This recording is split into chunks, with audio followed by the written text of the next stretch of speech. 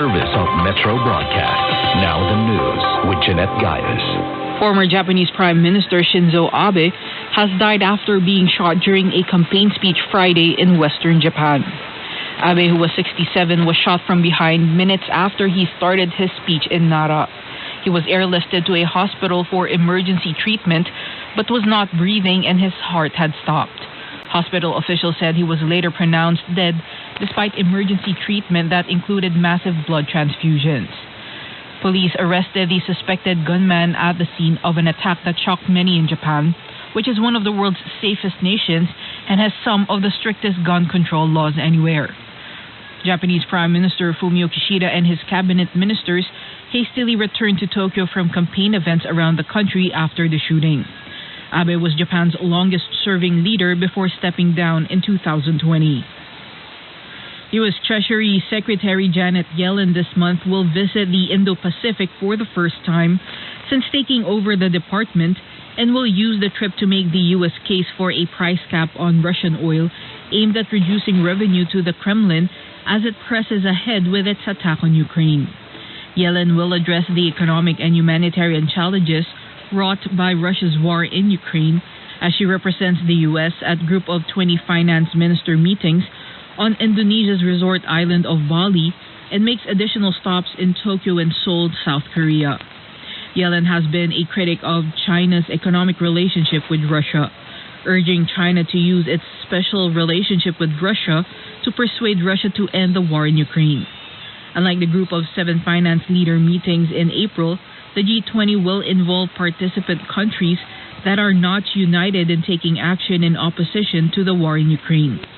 China, India, South Africa, and Brazil have largely resisted signing on to efforts by the U.S. and its allies to punish Russia for its invasion. Russia is expected to participate as well. Diplomats from the world's richest and largest developing nations struggled to find common ground over Russia's war in Ukraine and how to deal with its global impacts. At talks that were knocked off balance by 2 unrelated and unexpected political developments far from the Indonesian resort Bali, where they were meeting, a group of 20 foreign ministers heard an emotional plea for unity and an end to the war from their Indonesian hosts. All the main players were there, marking the first time since Russia's invasion of Ukraine that U.S. Secretary of State Antony Blinken and Russian Foreign Minister Sergei Lavrov have been in the same room at the same time. The meeting opened only hours after British Prime Minister Boris Johnson announced his resignation, prompting his Foreign Secretary Liz Truss to depart, and was just underway when former Japanese Prime Minister Shinzo Abe was shot. New Philippine President Ferdinand Marcos Jr. tested positive for the coronavirus following an antigen test and will go into isolation for about a week. Philippine Press Secretary Trixie Cruz Amias said Marcos Jr. has a slight fever but is otherwise okay. However, he will not be able to attend an event at the U.S. Embassy and would join a meeting by video with governors and mayors regarding coronavirus booster shots.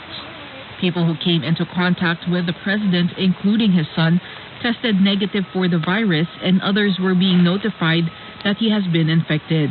Marcos Jr. met Chinese Foreign Minister Wang Yi at the presidential palace in Manila, but it was not clear when Marcos Jr. had become infected.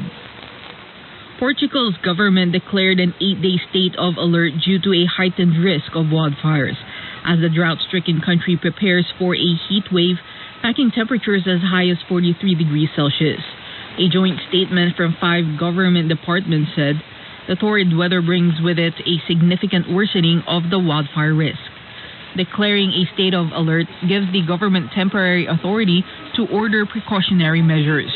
The restrictions adopted Friday include barring public access to forests deemed to be at special risk, banning the use of farm machinery that might produce sparks, and outlawing fireworks that are commonly used at summer festivals.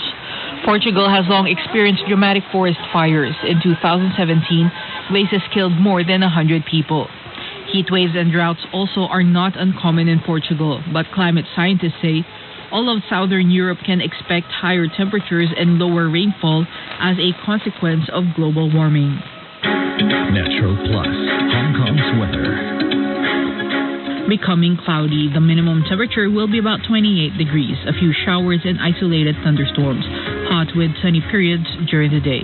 The maximum temperature will be around 32 degrees in the urban areas and a couple of degrees higher in the new territories.